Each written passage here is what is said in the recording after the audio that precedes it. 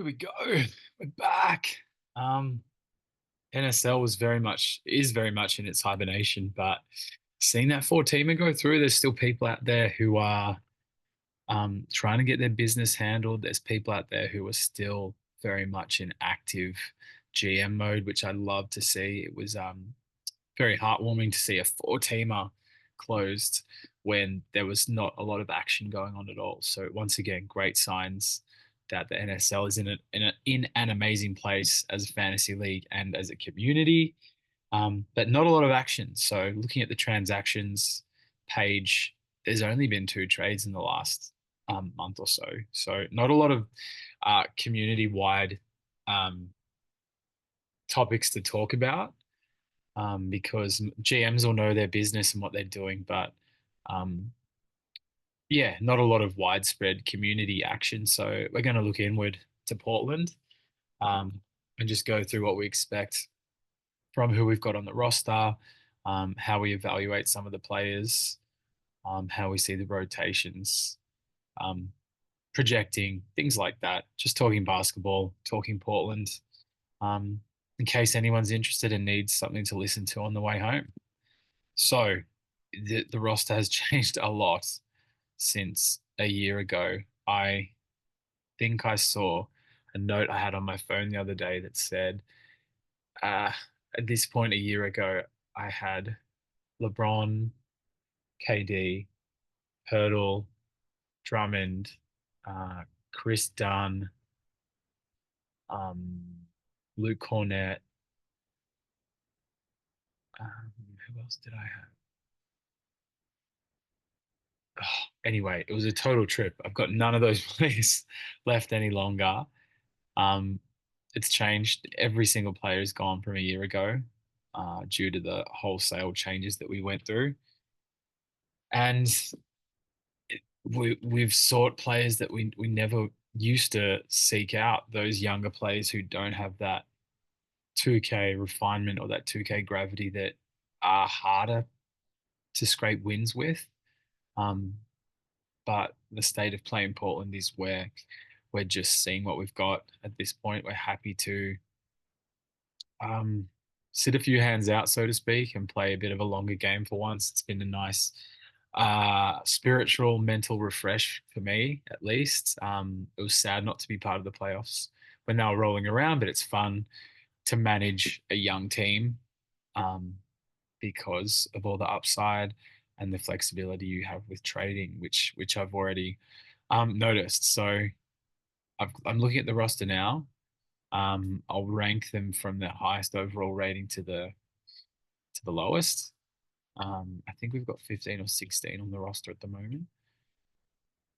So the highest rated player is our biggest free agent, OG Anunoby, who we will expect to get back. He's re-signed with the Knicks. Yeah, it's going to cost me some GMs, but that's what they're for. So he's coming back. Yeah, overpaid for what he is, but not by a huge amount compared to what some of the other kind of wings in the league are getting, those elite role player, good player wings. Um, yeah, 30 mil would have been amazing. 36 is a bit expensive, but then he can play. He's one of the best defenders in the whole NBA. If he plays shooting guard for the Knicks this year, he'll get his shooting guard eligibility back, which is very likely. Looking at if Mikal Bridges starts at small forward, it's very likely he'll get that three position eligibility back, which will be amazing. Um, and he's got really good 2K traits. It's whether or not the engine um, and how he's created as a player, whether he has the ability to push into being a really good 2K player because he has a will to be. He actually takes a lot of shots and he's really impactful and um, is present on a lot of plays, or is his ceiling as an archetype just not just is like a legitimate best defensive wing in the league. So yeah, it is a lot to pay a lot of money, but he's on 5 years, which is really handy. So we'll definitely welcome him back. He'll probably start at small forward or power forward for us. and that's OG. And then we've got Herb Jones. So we've got two amazing wing defenders, both rated 82 in the last 2K. Similar bag. He's now developed into a really good 3-point shooter. Like last year, it had a big enough sample size to show that that's legitimate improvement and the shot looks good and looks different. So he's awesome and he only makes 13 million. So yeah, he has easily one of the best contracts in the whole NBA for what he does.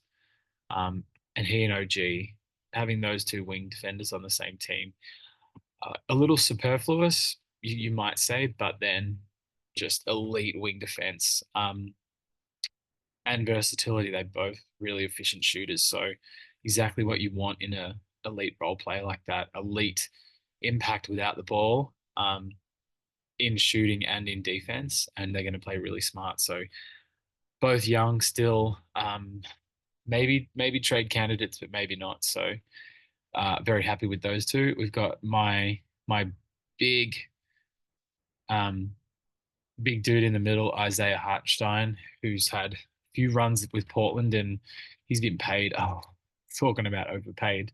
Got paid a lot of money from OKC. So, look, we're not contending. We'll probably be paying some Lux, but we earn a lot of GM, so that's okay. We'll do everything we can to get Isaiah back. It's going to cost us some GMs probably on free agency to ensure he comes back, but that's the plan. I'd rather keep the asset, um, and he'll be useful salary in a future trade, one would think.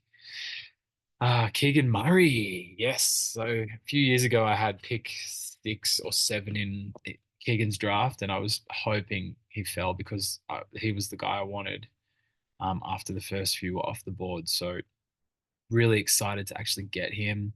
Um, I think subtly he's really improved in the NBA and the defensive stats and the efficiency stats from like mid range and finishing inside would show that. Don't know if 2K will recognize that yet, and that's totally fine. But Keegan's going to get, yeah, all the minutes he can handle for our team and probably starts opposite OG or Herb, I would say, at the forward spot.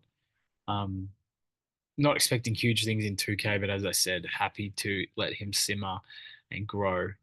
Um, Bogdan Bogdanovic, the FIBA superstar, bronze medalist, 80 overall, really doesn't get any love.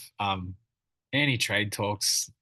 Yeah, his game's a little bit disrespected. He's a really creative, efficient scorer in 2K, and a really good playmaker and 6'5" or 6'6". So, um, yeah, he'll probably come off the bench or might not even play many minutes for us because we've got a lot of wings and some young wings that I want to give a shot to.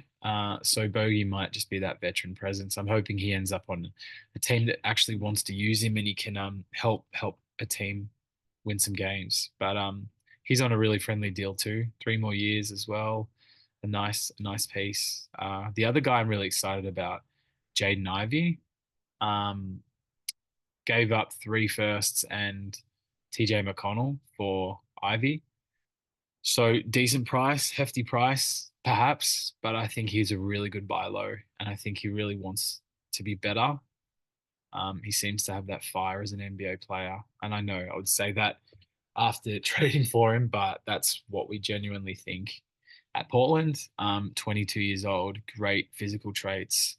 Um, Everyone's stock on the Pistons NBA team last year was tanked. So I'm hoping he's a really nice buy low. And much like Keegan, he'll get all the minutes he wants because I'm a big fan. And I see Ivy and Keegan as probably the uh, most untradeable players on my team, I would say.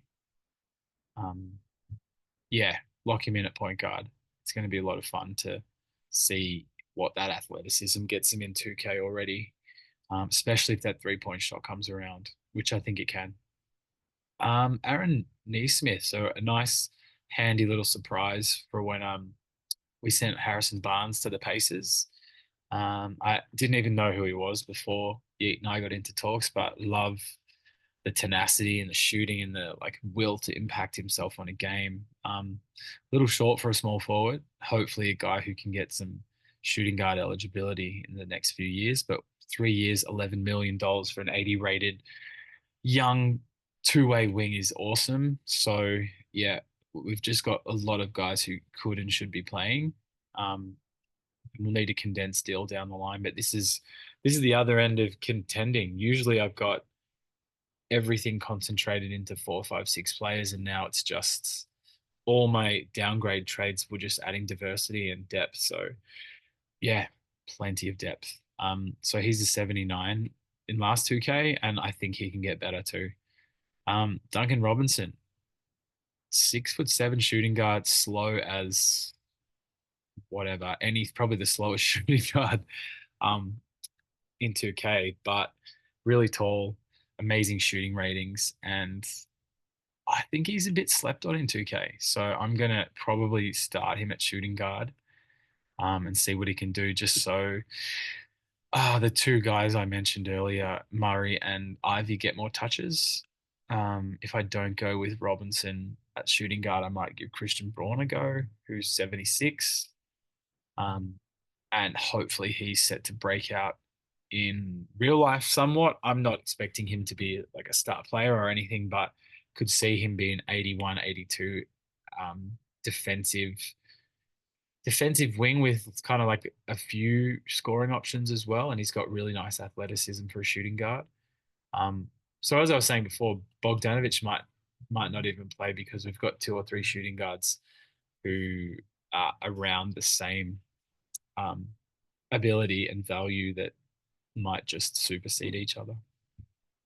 Um, where was I up to? Yeah, Jock Landale and Grant Williams both came over in the recent trade with Orlando. A little bit of a salary dump because they're traditionally not very good 2K players, but that was the price for getting the picks back, and you had to trade something for salary for Melo to take on Naz Reid and Walker Kessler.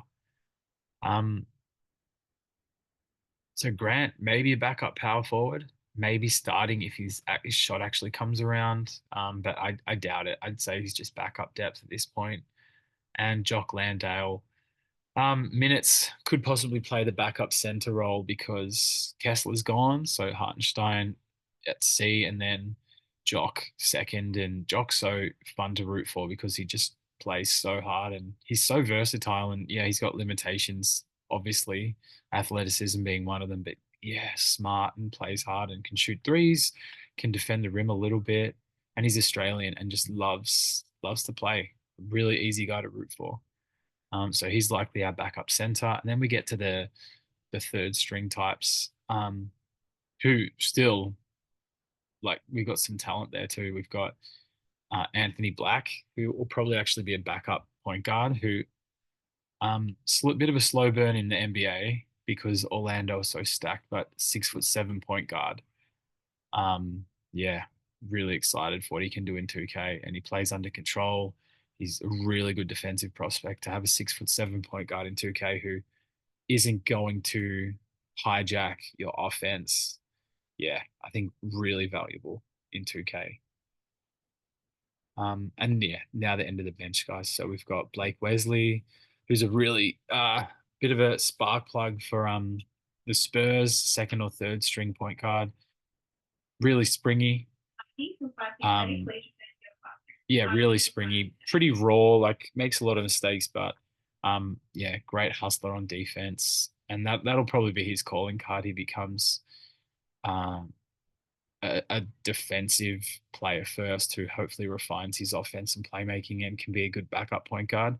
Caleb Houston already proved last year in 2K that he's got a really good archetype, even if he's only rated 72. Really tall, really quick, easy release on his shot. $2 million contract, and he's only 21. So I'm hoping he'll get better with that Orlando team. Really a really nice backup shooting guard who probably won't get any role on my team with all my depth at guard and forward. Hunter Tyson, who I didn't know anything about. I had to flip Josh Minnow for a cheaper contract just to get the salaries to work in the Orlando deal. So Brooklyn um, were happy to take Minnow, who I think's uh, probably has more upside and probably a more suited player in the modern NBA and 2K than Tyson. But Tyson's got sneaky center eligibility, which can be a little bit handy, even though he would probably get destroyed. Um, so he's not going to see the court. And we've actually got um, Paolo Matkovic. So he was a draft pick from a couple of years ago. He's actually coming over to a center power forward who will play for the Pelicans. And yeah, seems super springy in the highlights that I saw during summer league. Can shoot threes. Yeah, so hopefully that he can kind of simmer and develop as well on the bench, and we'll just yeah ride the stock market of hopefully players getting better, and ratings going up this year with Braun, Ivy, hopefully Murray. Um, they're the three I can see really kind of pushing 2 3 points on their overalls. But as I said, aspirations are not what they used to be, and we're just happy to see what happens this year and take it a bit easier. And then obviously we come to life at the draft, which is so strange for me to say, but we've shuffled a lot and we've held some picks for the last few years and gave up a lot, like Derek White for a draft pick, um, is a lot, but these are the risks we are taking to hopefully give ourselves the best chance to get some really talented pieces at the draft. So um, we're going with 6 picks, which is a lot, and we probably won't keep them all. We'll definitely be looking to do some condensing, but that's our big play. The rest of the season, I think it'll just be, um, yeah, see what our players can do, try some different rotations, um, hopefully field some trade offers. We should have once the dust settles and the season starts, and everybody's got their taken stock of their teams. I think we really have some players that will help contending teams, and we're obviously very well suited to be sellers because that's the line we've taken. Yeah, so there's Portland. Maybe it was interesting, maybe it wasn't. It was nice to talk NSL again. Yeah, the off season's already going pretty quickly. We're already halfway through August. Um, yeah, won't be long now. A couple of months in the season, we'll be almost back. So either take a break because it's what you want, or don't fret too much because it's not far away. Once again, thanks for listening, and yeah, love this league. Thanks to everyone who's part of the community. See you.